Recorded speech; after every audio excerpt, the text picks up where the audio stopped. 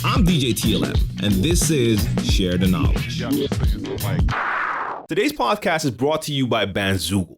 This week, I really want to talk about Shure, and that is because they made an announcement on May 1st, so a couple of days ago, which really it shocked the DJ culture, turntablist culture. Now, let me just read that statement first. For more than 90 years, Shure has been committed to manufacturing and delivering products of the highest quality, reliability, and value. This commitment requires consistency in materials, processes, and testing, as well as the capacity to react to fluctuations in demand. In recent years, the ability to maintain our exacting standards in the phonograph cartridge product category has been challenged, resulting in cost and delivery impacts that are inconsistent with the Shure brand promise. In light of these conditions and after thorough evaluations, we made the difficult decision to discontinue production of Shure Phono products effective summer 2018. Now, of course, this came out on May 1st, 2018. Summer is around the corner, so that really means that if shops have any Shure Phono products now, once they sell out, they're probably not getting any new because there's no more new stuff coming. Now, this shocked a lot of DJs, especially turntablists, because Shure made a couple of different needles, but one of their needles, the M447, is legendary for turntablists. I have a couple right here. This one is actually on a Stanton head shell, but the cartridge is the M447, the needle, the N447. I remember I used to play with a lot of different needles. I started out with mostly Stanton. That was the club standard over here. They all had like the Stanton 500, the Stanton 500 Mark II. I was buying those same needles because that is what I saw in the clubs. They worked just fine for DJing, but once I started to get more into my turntablism, I did notice that they were not as stable as I wanted them to be. So a lot of times I was like putting coins on top of the head shell to make them heavier, because the settings on the turntable were not making it heavy enough.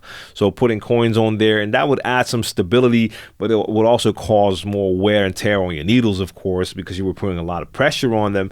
And then at a certain point, this appeared, that Shure M447, and that was a game changer because it was just way more steady than all the needles that I've used before, especially for turntablism, when you're really being pretty violent with your vinyl, moving it back and forth. It worked great. Even now, when like young DJs approach me, they tell me that they just bought their first turntable set. They want to know which needles they should use. I always let them know you have a couple of options out there. For me personally, it will be the Shure M447, and I use a couple of different Ortofon needles. So I have my Ortofon Q-Berts, I have my Ortofon S120s, and I had a couple different ones that I used before that as well. And I really like the way they work, and I love the way that M447 works. So for me, it's always going to be one of those. So that's what I always tell people. Now, for some, it's been M447 since the day they came out, and they never looked back. So I can imagine that it really shocked them to find out that this might not be coming back. So if you want to be sure, you might stock up on some right now. I know for a fact I'm getting a couple of the N447, the needles, because I have the cartridges. I have like 4 or 6 cartridges, but the needles on most of them are kind of messed up right now. A couple got destroyed during travel because I didn't have them in the right case. So I'm going to get like a bunch of the N447s now that they're still here. Now, don't be fooled. I've seen people on eBay already putting up crazy prices, but make sure you check out all your local or online audio stores, like legit audio stores, because they're still selling them at normal prices for the most. So don't be fooled and start buying them at crazy prices already. Take a look around first and try to find them at that normal price. But I would not wait too long. I mean, I have to make sure I get them soon, because it would be a waste to have all these cartridges and not have the needles for them. Even if it's just for some use later on in life, just to listen to some vinyl. I like them. They're not even the best needles. If you want like the best needles audio wise, there are different needles. But if you like to cut it up a bit, yeah, it's definitely a dope needle. Now, there's a lot of talk when it comes to this, people being shocked, people making sure they're getting their needles now, but also a lot of people that are getting into the conversation of blaming technology for this to happen. There's probably going to be a little bit of truth in that, because with the advancement of technology, there's always going to be certain parts of the industries that will be affected. That always happens. That just always happens. When people were using horse and carriage and the first car came out, it wasn't an issue yet. But when more people started to get cars, I can imagine that less horses and carriages were being sold. Same thing with vinyl, not for us DJs, but as a consumer, when you were buying music back in the days, you bought it on cassette or you bought it on vinyl. Now, once the CD came out, for a lot of people, that was a great invention, because you didn't have to take a needle off your record anymore. You could just pop in that CD, play it. You could skip tracks without having to change the needle. And of course, it was a lot smaller. So also for storage, it was a lot easier. So a lot of people stopped using vinyl then and started to use CDs. And that switch went gradually, but of course, it really hurt the vinyl industry. That will always happen. So the DJs were still buying vinyl. Record companies were still pressing up the promos, making sure we got our 12 inches, putting out albums for us and for collectors. But the majority of like the consumers, they went to CD.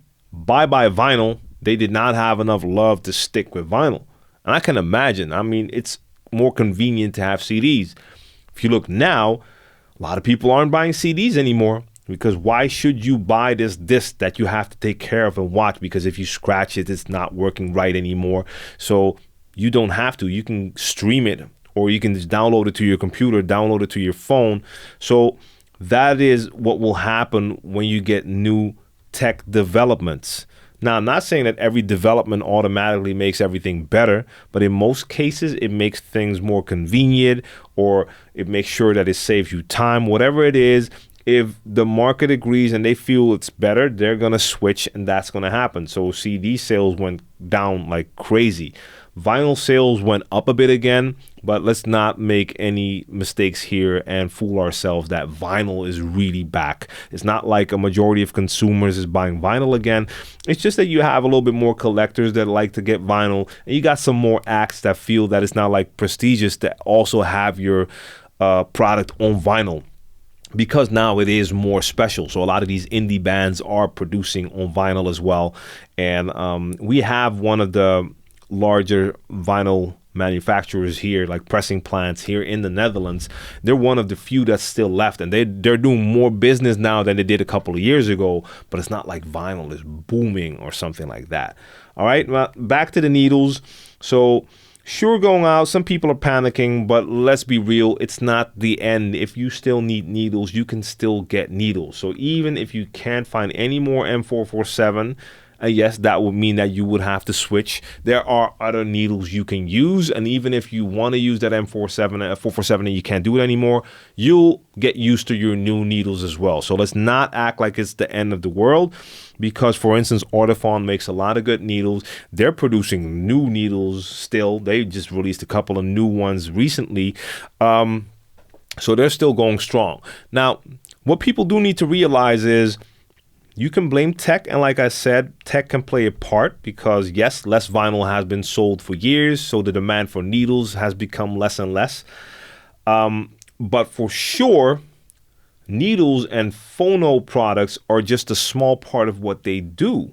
And I think, I'm not sure, but I think that that part of their production has not been a priority for a long time.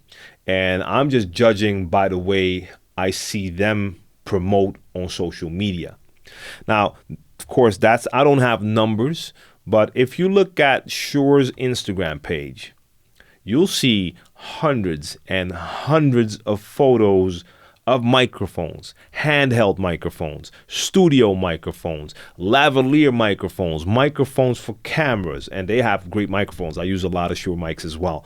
Then you see a couple of photos of some Shure headphones. I scrolled and scrolled, but I had yet to find a single photo of one of their needles. No M447 in sight anywhere. And I've talked to people online as well who told me they even sent like photos from DMC contests where you saw the Shure needles. to Shure or tagged them or something like that. No response, no reaction. That tells me that it's not one of their priorities. They haven't put in any effort to bring some light to those products. That tells you something. If you compare it to a company that is all about needles like Ortofon, and this is not a sponsored podcast, not sponsored by Ortofon that I'm bringing them up, but I use Ortofon, I use Shure. Ortofon on Instagram posts all the time. They post needles because needles is all they produce. That's their product. But they're posting all the time. When DJs post their product, they repost it on their page. They make product videos where they let turntablists do routines with their needles. They're out there, they're actively promoting that product. Shure did not do that with the M447. That makes a difference. I've talked to people who talk to distributors in this country that sell Shure, for sure, that didn't even know the M447 until they were sent a link like, yeah, you actually have this needle. That means that it's not a priority for this brand. So that also plays a part in why they discontinue it. All brands at a certain point restructure and they look at their cost and where they make their money. They make their money from selling microphones and maybe a couple of headphones, and their Phono department was just a small part of it. So when you're you're changing the company structure and you want to cut some costs, that's probably one of the first places you're going to look. I think it will have more to do with that than the actual story that they're giving us here. It sounds great, like they want to make sure that they're consistent with their quality, and I understand they want to be consistent with their quality, but they don't want to spend money on the needles anymore. That's my guess. If you look at real needle brands, they're out there actively promoting. That's why I feel Ortofon will do just fine. I mean, the needle business is not what it was, but they're still going. They're still producing new stuff. And if Shure now stops and you still want needles, you can go there too, and they'll continue to deliver. Now, the reason I do want to talk about this more is I saw a lot of posts that were just talking about the whole tech thing, and Rob Swift, who I truly respect, Rob Swift, Brolic Arm, one of the executioners, X-Men, like legends in the turntablist game, a lot of history, a lot of legacy. The executioners, together with the Scratch Pickles, were definitely the reason why turntablism here in the Netherlands really got a boost. You had turntablists, but once we saw Invisible Scratch Pickles and we saw Mixmaster Mike and Qbert, and once we got more footage over here, video footage, and we were actually seeing the X-Men, Sinister, Rob Swift, Rock Raider, rest in peace, we were seeing them. That really was like a extra boost for turntablism here. And Rob Swift is one of those DJs out there always sharing the knowledge. He's teaching a lot of people how to DJ, always talking about the DJ culture and sharing a lot of history. Also a lot of history that would have been basically impossible for people outside of the US to really get unless you lived it. We were not there. So he's always sharing stories, like even with turntablists, what their inspiration was, and he names DJs that sometimes I never heard of, and then that DJ turns out to be like the main inspiration for DJs that I do know. Or he talks about DJs that did scratches on some legendary tracks, but they were never credited, or sometimes they were actually like ghost scratches where other DJs did the scratches, but this is the DJ who actually did it. And I saw some of those posts and that just blew me away. So he has dope info. And he's never shy to share his opinion. He has a pretty strong opinion when it comes to DJ culture, the art of DJing, the preservation of the culture, and also when it comes to DJ tech. So in this case, when that Shure announcement came out, he also definitely had something he wanted to share, which I feel is pretty interesting. So I want to share that first and then get into it a little bit. So here's Rob Swift's opinion when it comes to Shure's announcement. Speaking truth to power has a price. The truth can be very unpopular with people you consider friends, and so I'm ready for whatever backlash this post may bring, for I refuse to put up with what I feel is destroying DJ culture out of fear. Try and marginalize me all you want, God got me. I will not lose any sleep over looking bad or being judged by my colleagues and contemporaries. If anything, after this post, I'll go to sleep with a squeaky clean conscience tonight, as I know where my loyalty stands with regards to DJing. The most effective way to destroy your God-given body is you introduce it to a virus, a germ that multiplies and hijacks its host and spreads. Lung cancer, for example, isn't something you randomly pick up somewhere. For lung cancer to develop, it needs a host. First you must introduce something like cigarette smoke into your body, and then your body creates the lung cancer from within. With this morning's news that Shure has made the difficult decision to discontinue production of Shure Phono products effective summer 2018, one can only conclude recent DJ technology is that virus, and DJ culture is that virus's host. DJ art, as I've come to know it in the last 33 years of my life, is on the brink of extinction, and DJs are to blame. I don't fault the companies. The companies are being what they are, bacteria. You can't be mad at bacteria for being bacteria. It's the responsibility of the DJs, the host of a DJ culture that's been passed down to them by hip-hop gods like Kool Herc, Africa Bambaataa, Grandmaster Flash, Grand Wizard Theodore, and Jazzy J, to preserve the heritage of the art those men created. The aforementioned names are all directly responsible for why I've managed to thrive in life, and they're the reason why I've dedicated myself to coveting and protecting true, authentic DJ culture. However, I'm obviously outnumbered, and it feels as though enduring the choices being made by others is affecting me whether I like it or not. It's like secondhand smoke. Exposure to it can still cause lung cancer. I pledge to always do my part and try to beat the cancer, though. Respect. Like I said, Rob Swift always shares his opinion. He has a pretty strong opinion, but I do feel a couple of things in here he considers to be truth and I consider to be opinion. So first of all, you can only conclude that recent DJ technology is the reason why Shure is discontinuing their Phono products. We don't know if that is the case. I definitely don't think it's just recent DJ or recent technology. I just feel for the longest, vinyl isn't as big as it was, so less needles are being sold. And if you look at a big company like Shure, this is one of their least earning sections, like the Phono products. So that's the first to go when you restructure a business. I don't think it's because the Rain 12 is now here and phase is coming. I don't think that is the decision. We can't be sure. So I don't come to that same conclusion that that is the reason why.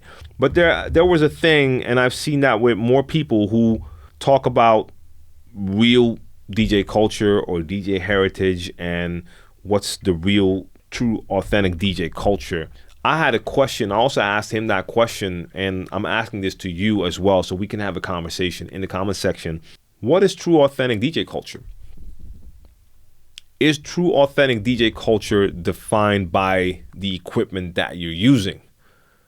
I asked him the same question, where do you draw the line? And I asked him that question because he uses Serato. That's not using real vinyl anymore. You're using DVS, a digital vinyl system, where you're using your computer and playing with control vinyl. And some of the gods, some of the legends, like a Grandmaster Flash or Jazzy J, they're using Serato as well. Is that accepted? And are you then still part of true DJ culture? Because Rob Swift and Sinister, when they go out and perform, they're using Serato. I don't have a problem with that. To me, they're still real as can get. But if you're talking about preserving what they started back then, how do you preserve it?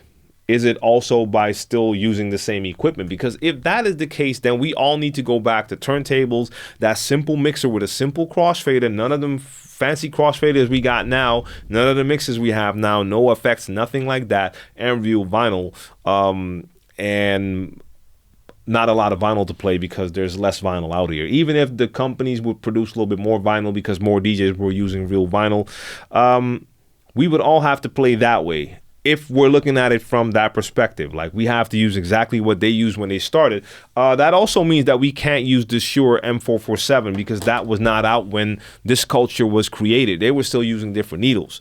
I'm guessing that's not the case. I'm guessing it's not that. So is it a fact that like DJ culture, the real DJ culture is on the brink of extinction because needles might be going, because more people might go for that needleless turntable or start to use phase? Is that where we draw the line? I wouldn't, but I would like to know if that's the case for a Rob Swift and for some of the other DJs. Is that where we draw the line? Like, look, when we don't have needles on vinyl anymore, then we can't call it like turntablism anymore, if that's the case. I mean, I can understand that's how it started. You put that needle on there. But if you're still applying the same techniques, and if your goal still is to create something new from a track, having that track double and creating new patterns, does it matter that it's not using a real needle on vinyl anymore, but you're using something else? Where do we draw the line? And that's just the question I would like to know. I have my opinion. I feel it's definitely not about the equipment that you're using, but what you're doing with that equipment. And that's why I will always tell people, especially beginning DJs, use what you want to use what makes you feel most comfortable.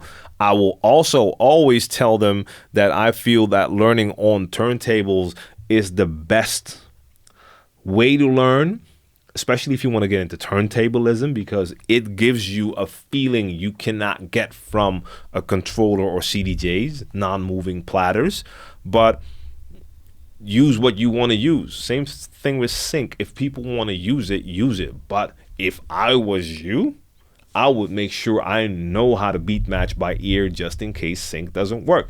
But use whatever you want to use. I want to read a post that was a comment that was with that same topic. So shout out to JV Form for that comment. It's funny because we automatically assume that tech advancements means that it's better. Meanwhile, some of the best art comes from constraints and limitations. Pause tapes, break beats, etc. All came from a lack of resources and some creativity. The good news is this cycle never ends. New tech/demand makes everything accessible and saturated as the true innovators like yourself, Rob Swift that is, continue to push towards innovation and the skills behind the equipment.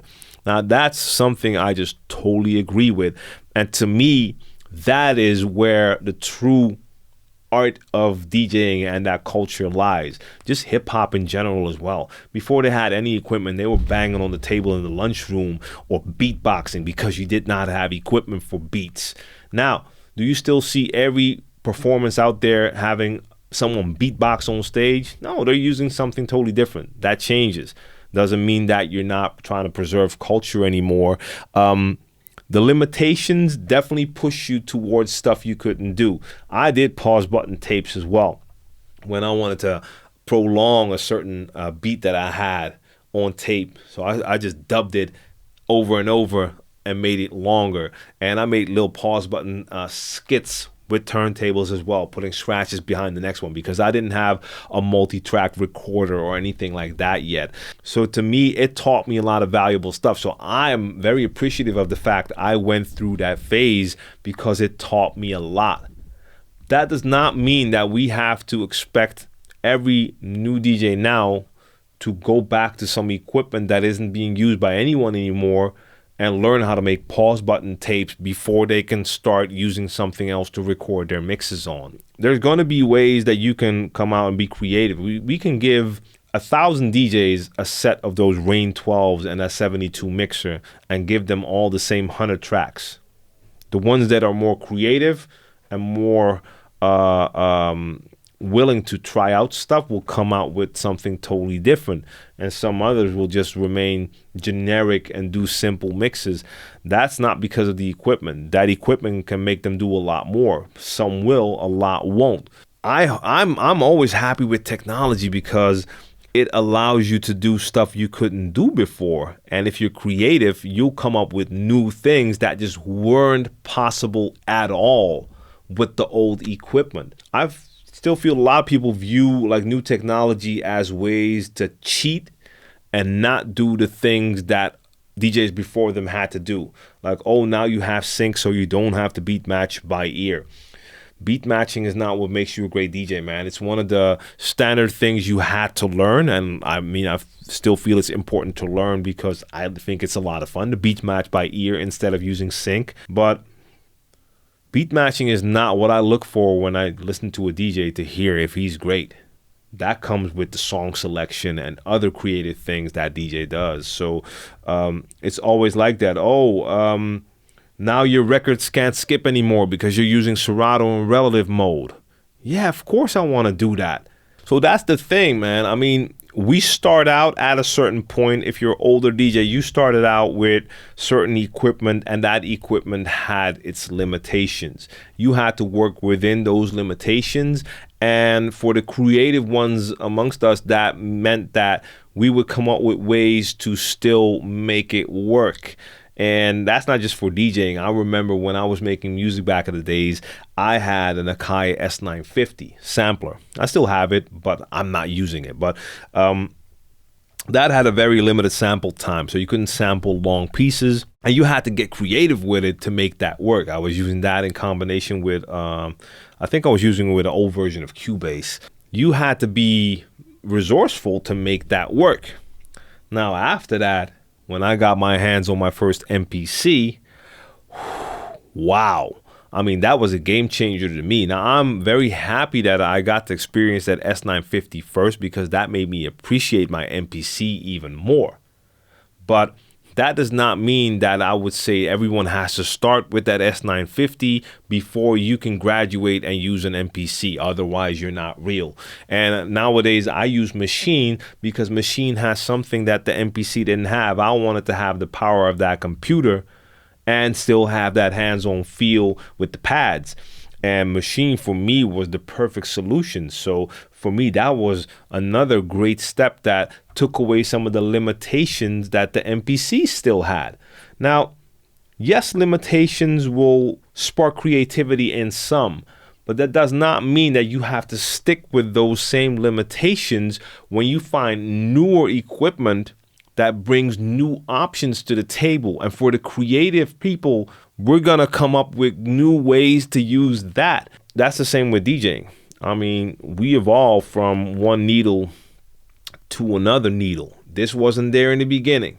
So we moved on from that because this was better. I had to work with those limitations first from the old needle. And then you get creative and you put coins on it to make it work. Wow, cool. But now I got that one. I don't have to put a coin on top of it anymore. So of course I'm going to pick that one because that coin was annoying too. Sometimes it fell off and it would hit the needle and it would skip.